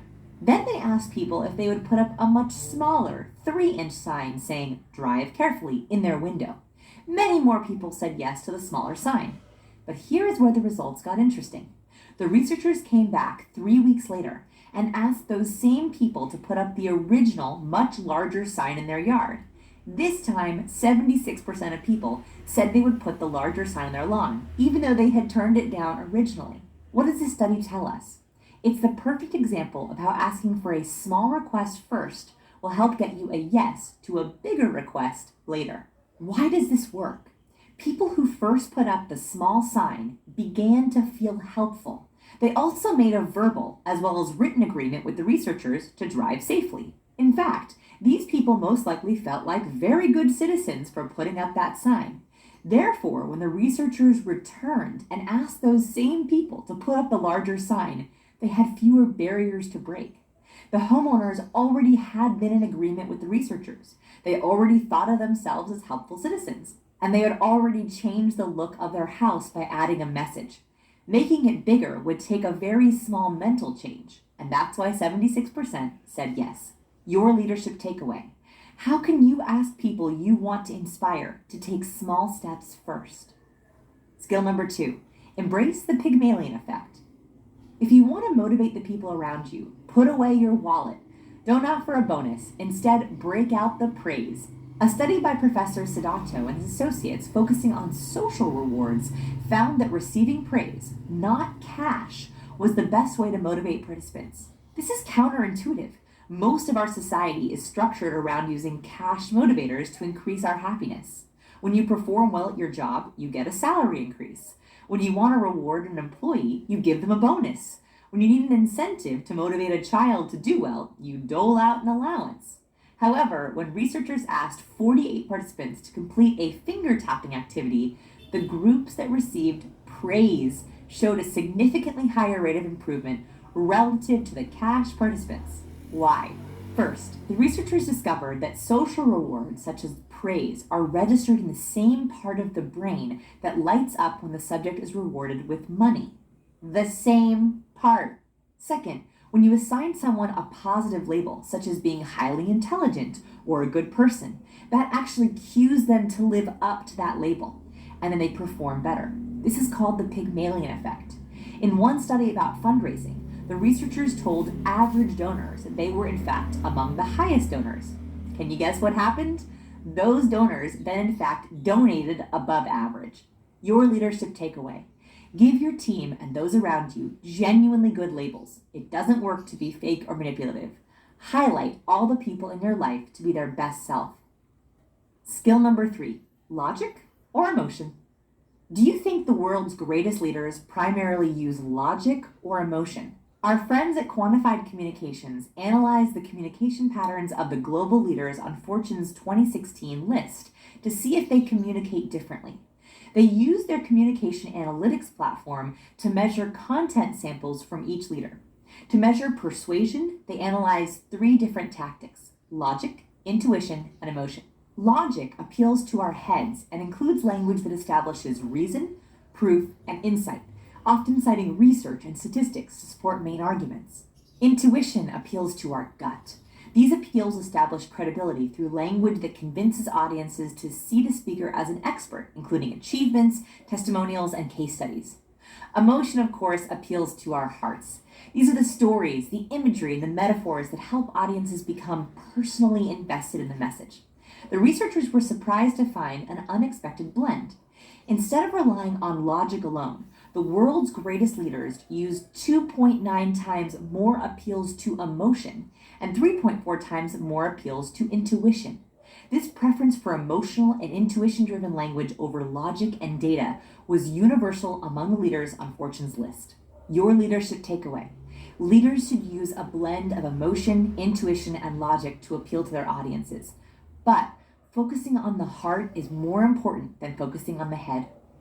Skill number 4, choose the right seat at the table. Leaders always get a seat at the table. That's a given. But which seat is best? Leaders know how important body language and spacing is for perception. In fact, there's some fascinating research behind how and where we sit and how that affects our interactions. If you walked into a conference room, like the one pictured on the right, would you sit? The most powerful seat is seat A. Why? This seat is at the head of the table and is facing the door, so those sitting here can see everyone in the room as they walk in. Here's the catch: not all leaders want to sit in the most powerful seat all the time. If you're going into a room to watch someone else present, attend a negotiation, or be seen and not heard, you would want to pick a different seat. Each seat means something different, and you should know the psychological layout of every room you enter. Skill number 5, avoid empty calorie time. Have you ever spent hours doing something and then realized later it was a complete waste of time? This is especially frustrating when the activity itself had absolutely no purpose or benefit. I call this empty calorie time. We waste time doing nothing, but still use valuable brain energy. Leaders are extremely purposeful with their mental calories. They don't waste mental energy on junk activities. They consume and stick to nutritious mental nuggets. Here's why we're sucked into empty calorie activities. We are too tired to do anything productive, want to stop working but feel too guilty to take a real break, are bored, are procrastinating to avoid a project or activity that we dread. According to one study, when people were mind wandering, they reported feeling happy only 56% of the time. That's because in mind wandering, our brain can't rebuild. It's stuck in limbo. It's like eating cotton candy when you're starving. You're eating, but it isn't helping much. Your leadership takeaway: be judicious with your mental energy. If you want to take a break, take a real break, not watching TV or skimming Facebook. Let your mind take a real break with exercise, meditation, yoga, or creative activities which actually boost your brain activity. Don't fill your mind with empty calorie time. Skill number 6, ask behavioral questions. It's often said that leaders ask great questions, but what does a great question really mean? Truly great leaders ask questions that crack people open. This is a concept called behavioral interviewing. Behavioral interview questions are designed to reveal the true nature of someone's personality, motivations, and values, so both the candidate and interview have a much more productive interaction. The right questions can unlock someone's personality and help you get to know someone's behavior. Here are some of my favorites. What's something that you used to believe but no longer believe? Tell me about your best and worst days at work. You have 2 teleportation devices. Where do you place them and why? Learn all of my 10 favorite behavioral interview questions here. Skill number 7. Be scared. A little. Your goals should terrify you just a little bit. Sounds crazy? Not really. Dr. Stan Beecham has trained some of the top performers in the world, and he argues that you should be only 60% sure you're going to achieve your goal. Thinking about your goal should make you sweat just a little. According to a study published in the Journal of Consumer Research, being more ambitious actually makes you happier. Those who set high goals are more satisfied with their counterparts with lower expectations. University of California Riverside professor Cecile K. Cho had one group of research participants pick stocks and set a high target rate of return. They were told they could set a rate between 6% and 20%. The low goal setters were not nearly as happy with their returns and were more disappointed by their losses. The high goal setters were more happy with their returns and less disappointed by their losses. Your leadership takeaway: when you set big goals, you get big rewards. Even if you lose, you will feel like you gave it your best try, and that's fulfilling in a different way. Skill number 8, abandon revenge. It's not worth it. Revenge is like throwing a hot stone at someone else. We burn our own hand more than the person we're trying to hurt. Study after study has found that when we make business or life decisions based upon revenge or the desire to hurt someone else, we only end up losing money or having more difficulty ourselves. Here's a few ways to curb vengeful thoughts. First, get perspective. Think of bigger problems to get your situation into perspective. I call that globalizing versus localizing. In the grand scheme of things, how bad is it really? Second, write it down. Expressive writing about your anger or resentment have been shown to eliminate these feelings entirely, giving you relief without having to act on your desire for revenge. And lastly, watch more about the science of revenge and how to bash it. Skill number 9, embody the body language of leaders. Do you know an alpha when you see one? An alpha is the individual in the community with the highest social rank, and you usually know them when you see them. It's the person who has that immediate magnetism. Someone who walks into a room and people look.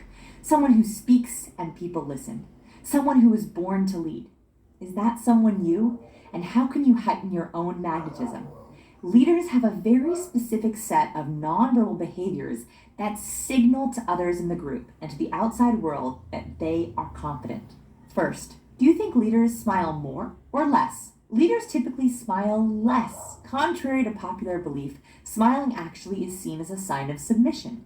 Submissive people tend to smile more at alphas to show they are agreeable and non-threatening. Alphas, in turn, think Clint Eastwood in a classic cowboy movie, or regal Daenerys Targaryen in the Game of Thrones. They're not known for smiling, but they are known for the power they exude. Women in particular need to be careful not to smile too much because it puts them in a submissive position. Dr. Nancy Henley found that women smile in 87% of their social encounters, while men smile only 67% of the time. Something to really think about. Second, do leaders move less or more? Leaders typically embrace stillness.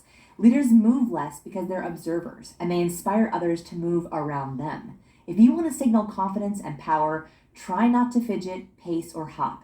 Be in control of your nonverbal, just like you can be in control of a project or task. Stillness is perceived as more powerful and in control. Lastly, what do leaders do in a first impression? They always give out a powerful handshake. Leaders not only go in for a handshake first when they meet someone, they also seal the deal at the end of an interaction with a strong handshake. Skill number 10, invest in communication skills. In our hyper-connected world, leaders have to be the best-in-class communicators, and they have to do this in a variety of settings and across countless channels, from the phone to the boardroom to Slack to the elevator. Here are some fascinating facts for you. Leaders spend 75 to 80% of their working hours communicating. More than 60% of consumers say their perception of a CEO affects their opinion of the company as a whole. Millennials, who account for 21% of consumer purchasing power, buy based on purpose and cause from brands they love, led by people they believe in. With these heightened and evolving customer expectations, now more than ever, leaders need to serve as the very best role models for stellar executive communication. It's time for you to invest in your communication skills. We have developed the only science-backed communication course for leaders called People School. Join thousands of other professionals from Fortune 500 companies like Google, NBC, and Intel in our next People School class. Are you living up to your full potential? Do you want more? I would. Okay, so the next clip that I will show you greatly helped me in my career. Okay, this is just a summary. Okay, but this is called the seven habits of highly effective people. Okay, these 7 habits. Okay, they're not only related to culinary, but pretty much how you guys will start to think. Okay, so this is just a summary. There's a complete book about it. Okay, there's a complete seminar about the 7 habits of highly effective people. Okay, but this will just give you a gist of how you will be starting to change your mindset. What's going on, guys? Today's video is going to be on the 7 habits of highly effective people by Stephen Covey. Now, this book has touched millions of people's lives. It's one of, if not the most well-known success books out there. There are literally thousands of success books out there, so why should this one be any different? Well, Stephen researched the last 200 years of success literature and found something quite interesting. In the last 50 years, most of the books have been focused on the personality ethic. Things like public image, how you dress, how you perform in social interactions, positive mental attitude, skills and techniques to get people to behave in certain ways. These books focus on how to appear rather than how to actually be. The 7 habits of highly effective people takes an inside-out approach. It focuses on the character ethic rather than the personality ethic. In the words of Stephen Covey, almost all the literature in the first 150 years or so focused on what could be called the character ethic as the foundation for success. Things like integrity, humility, temperance, courage, and justice, patience, industry, simplicity, modesty, and the golden rule. The character ethic taught that there are basic principles of effective living, and that people can only experience true success and enduring happiness as they learn and integrate these principles into their basic character. You know, greatness starts from the inside out. Of course, there is a place for personality ethic, but character forms the foundation. Personality ethics need to be rooted in character. The personality ethic can be seen as fake, or as a fake it till you make it image if it's not rooted in character. Sometimes people apply these personality techniques in order to use and manipulate people to meet their own goals and agendas. In the long run, people will eventually see through this duplicity. But you can't fake character ethic. If you're still a little fuzzy on this concept, picture an iceberg, right? The personality ethic is above the water. The character ethic is below the water. It forms the foundation. It's where the greatest impact over the long term is. It's where you sow the seeds of greatness. The problem is that people don't focus on the foundation. They focus on the appearance. They're looking for shortcuts and quick fixes, but there are no shortcuts. There is no quick fix program. But if you endure and apply the following habits, you will absolutely achieve your goals, and it will help you develop better relationships. A bit of a long intro there, but necessary to understand the principles this book is based on. So let's jump into the 7 habits. Habit 1 is be proactive. Let's look at something called the circle of concern and the circle of influence. The circle of concern consists of all the things that are out of your control, like the weather, politics, what people think of you, the economy, other people's mistakes, and other people's opinions. The circle of influence consists of all the things you can control, your attitude, what you read, what skills you learn, your enthusiasm, how you spend your free time and who you spend it with, your habits and hobbies, and so on. With that said, there are 2 ways to live life. You can either be reactive or proactive. Reactive people complain about the things that are out of their control. Their environment and outside forces affect their performance and their mood. Additionally, they don't take action or ownership of the things that they can control. And then you have the other type of person. They are proactive. This type of person realizes that their decisions determine their life, not their conditions. Proactive people don't complain about things they can't control. Additionally, they take action to improve the things that they can control.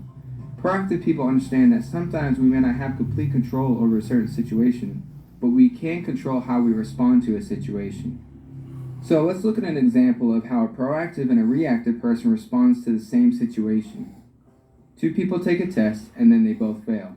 One blames the teacher and gives up. The other takes responsibility and ownership, studies harder, and tries to improve themselves. The reactive person complains about how bad the teacher is, and the proactive person asks, "What can I do?" They look at themselves first instead of blaming and complaining. Don't focus on what you can't control, focus on what you can control. Take responsibility, and keep in mind, as you become more proactive within your circle of influence, it grows bigger. You bring more power into your life. Even if you only implement one habit out of these 7 habits I'm going to go over, make it this one. This one alone can have a huge impact on your life. In life, you either act or you're acted upon. Habit 2 is begin with the end in mind. All things are created twice. The first time it's created is in your mind, and the second time is in the real world. So let's look at how it's created in the mind first.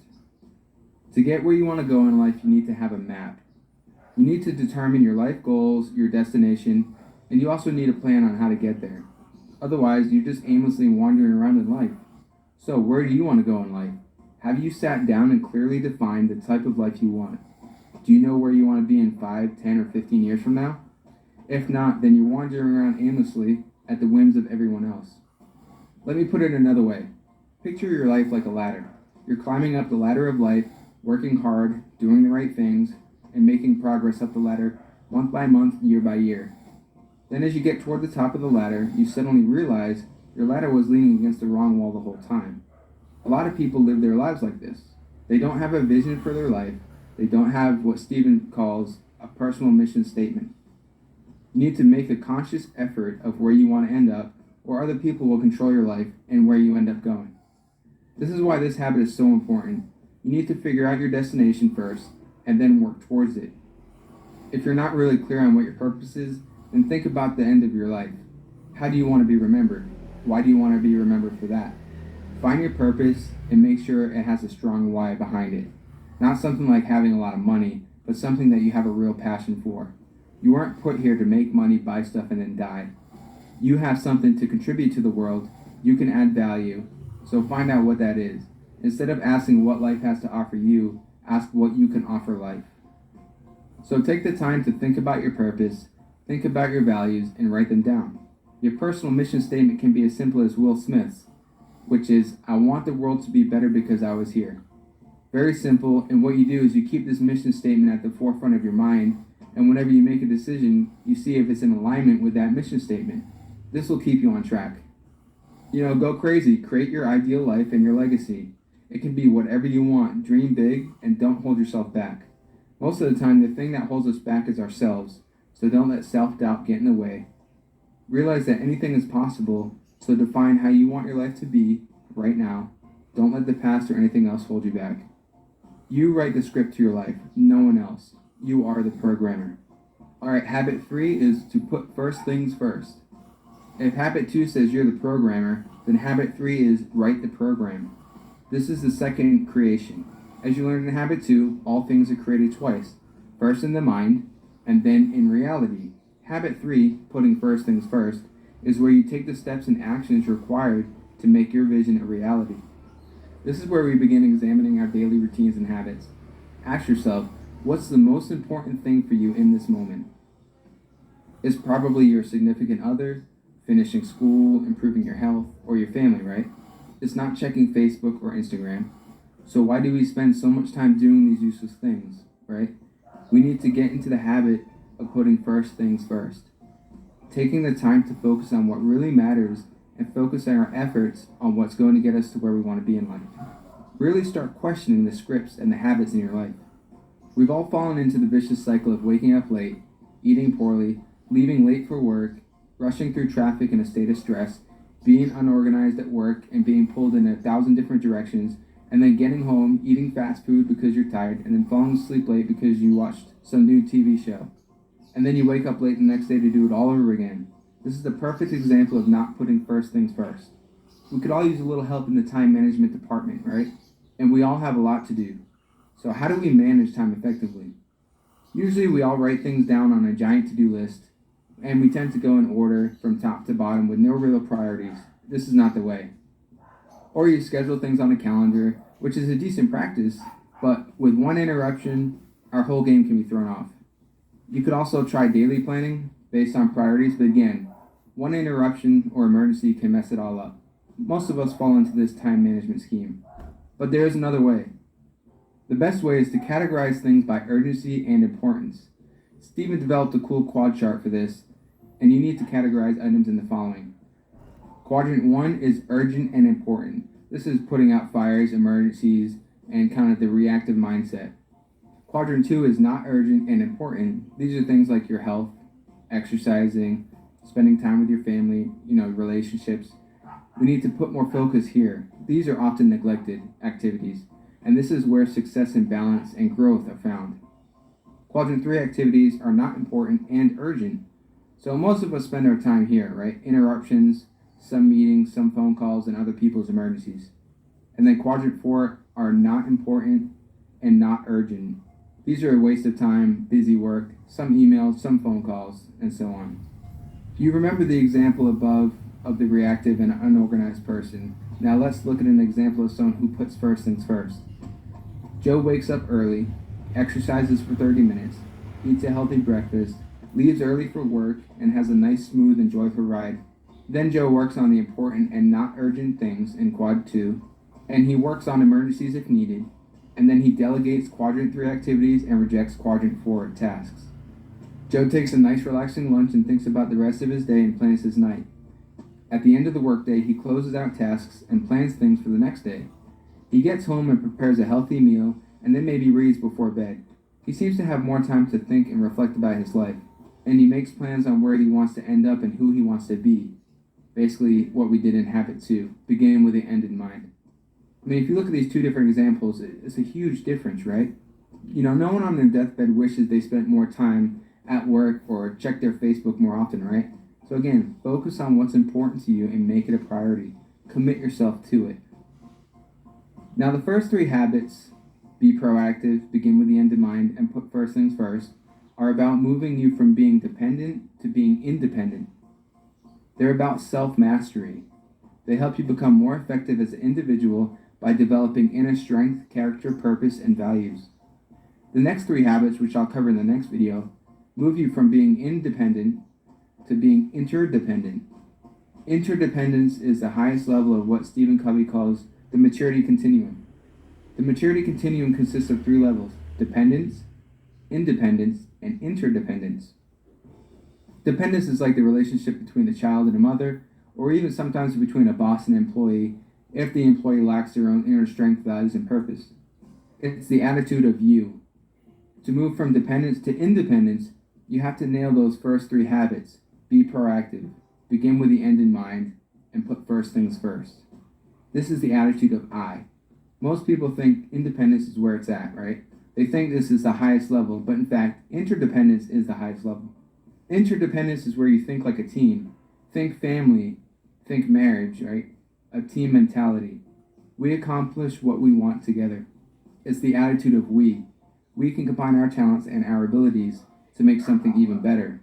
Habits 4 through 6 will help you deal with people, how to read the needs of people, how to empathize, and how to cooperate. And keep in mind, you have to move from being dependent to independent before you can truly become interdependent. So go ahead and check out part 2 of this summary, where you can learn about habits 4 through 7. I'll link to it right here. Okay, so that's the first part of changing your mindset. So if you want, you can read through the 7 habits. Okay, this is 1 to 3 only. Okay, another useful book that helped me succeed in this field is Understanding the 6 Thinking Hats. It's a way of decision making.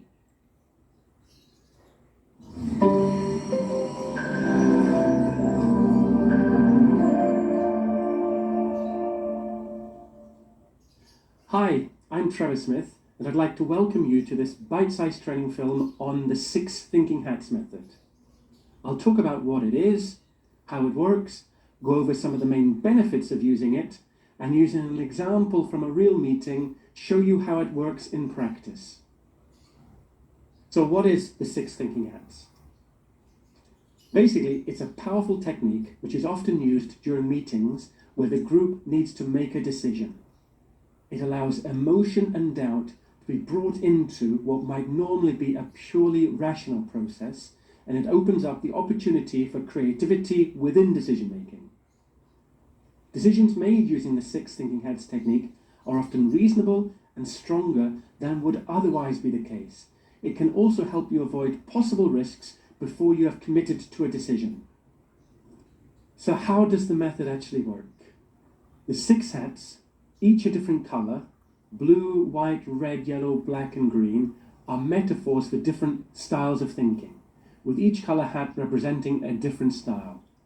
It's important to emphasise you don't actually need to wear the hats. As I said, they are just metaphors. The technique is effective because all the meeting's participants metaphorically wear the same colour hat at the same time, so effectively are thinking in the same direction, or in parallel, all at the same time. So if the meeting leader calls for white hat thinking, all put on the white hat. The same with the red hat thinking, all use the red hat. This is how many of the benefits of the technique materialize. The main benefit of the technique is the quality of the decision being made, which is often better than when the technique is not used. Also, decisions are often made faster and with less stress, and there is less confusion during the meeting's discussions. After the decision is finalized, there is more buy-in because of the collaborative nature of the technique, and that participants can express themselves openly about their feelings during the decision-making process with no fear of repercussions from the manager or colleagues. There are no arguments, as participants know that expressions of ego are removed from the process. The highest benefit of all is, however, the result for the business because of better decision-making. Now let's look at the 6 Thinking Hats method in practice. If, for example, the management team of a company which has grown and are looking for new offices, they're actually having a meeting to discuss this and decide where the new office will be located. One of the team has already been given the task of looking at options, and in the meeting will be presenting these so that the decision can be made with their colleagues. The blue hat is unique in the technique as it is normally only used by one person, the person leading or facilitating the meeting. In this case, the company managing director is wearing the blue hat. The blue hat is for control and planning. It's used to organize the meeting and control the whole process. The blue hat will call for the usage of the other hats at the appropriate time and ensure that each color hat is being used in the correct way. The person wearing the blue hat is responsible for introducing the topic to the meeting and making sure all participants keep focused on the outcome. In this case, a decision on where to move the office. Although there is no set order in which to call for the different hats, often starting with the white hat is best. You could say the person wearing the blue hat is like the conductor of an orchestra. They keep everyone together and keeping them going in the right direction.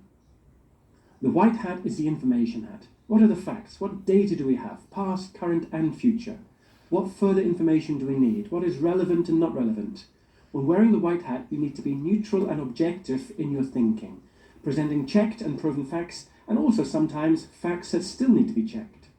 All participants in the meeting wear the white hat, and in this meeting, example, there would be a presentation of the proposal for the new office, which would include the actual data, location, rent per month, cost, size, benefits forecasts, etc. Basically everything needed to know about the proposal. Other participants, as they're also wearing the white hat, can only ask for further information in a neutral way with no criticism. The red hat is the emotion and feeling hat, and is very useful because when it is being used, you can say anything that you feel, knowing that there will be no judgment or questions about your comments. If, for example, you say that you don't think something is a good idea, you say it, but do not need to say why, and no one can ask you. Often it's just your gut feeling or intuition or sixth sense telling you something, but you don't know why. Without the red hat, many people would not say how they feel about something because they often can't or don't want to justify what they said and have no logical reason behind what they said. It is normally a short round with everyone saying what they feel. In this example, some people might say, "The proposal is terrible, I don't like it," or "Great, it is closer to my home, when can we move?" The yellow hat is often called the sunshine hat and is positive and constructive. Again, all participants must wear the yellow hat, and no matter what their initial thoughts are, they need to think about what is good, what is positive about the proposal. So even if they are against the idea, they need to look forward to what can be good, what works well. No matter how negative a person is, they can always find something good. This is important, as then these people are more willing to accept things when they have looked at them in a different light. The black hat is the cautious or be careful hat. Using black hat thinking, you look at the decision's potentially negative outcomes, look at it cautiously and defensively. Try to see why it might not work. This is important because it highlights the weak points in a plan. It allows you to eliminate them, alter them, or prepare contingency plans to counter them. Even the person who proposed the idea must wear the black hat, as well as all the other people who support the idea. Black hat thinking helps you make your plans stronger and more resilient. It can also help you spot fatal flaws and risks before you embark on a course of action. It's one of the real benefits of this method, as many successful people get so used to thinking positively that they often cannot see problems in advance. This leaves them underprepared for difficulties. One very important point: it is not a negative hat, but the hat of caution, and very important and should not be forgotten in the method.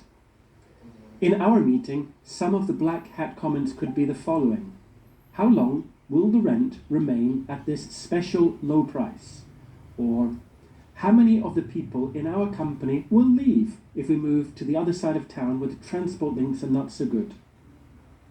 The green hat is a creativity hat and lets you look at things that could be, alternatives or other solutions. One objective is to improve what has already been proposed.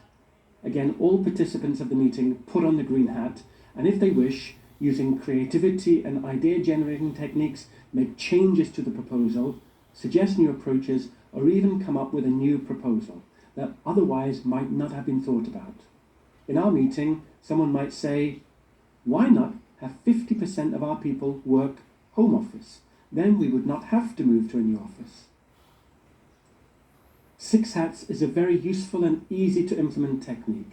The method was introduced to the world by Edward de Bono, and over the last 25 years it has been used millions of times and has brought results. You can read more about the method in his book. One great advantage is that it's easy for participants to learn. It's even taught now to 5-year-olds in many schools. Why not introduce it at your next team meeting and then watch your team's performance improve? And so, just to recap, the 6 thinking hats method is as follows. The blue hat is worn by the meeting's leader. The white hat everyone wears and is the information hat. The red hat is about emotion and feeling. The yellow hat is positivity. The black hat is be careful. And the green hat is about creativity and possibility.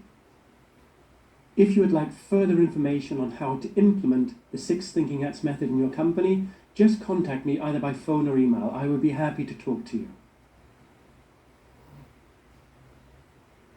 Okay, so that's the last one. So 7 habits of highly effective people and 6 thinking hats. They create a totally different mindset that will help you grow as a leader, grow as somebody who can make excellent decisions. Okay, and then use that in order for you to inspire other people in the team to think and analyze and to solve problems in a better way. Okay, so that's our intro to leadership. We will continue with our leadership discussions in the next modules. So this is the last part of your online class. Okay, so you guys have any questions regarding our first intro to leadership? None, Chef. None. Everybody good? Okay, so that's it from my end. Just a final note for today. Okay, so leadership is something that you can train yourself to have.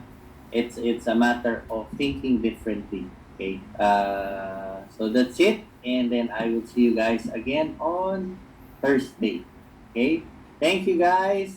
Okay, thank you guys. See you guys on Thursday. Thank you. Thank you, Chef. Thank you, Chef. Thank you. Thank you, Chef. Chef.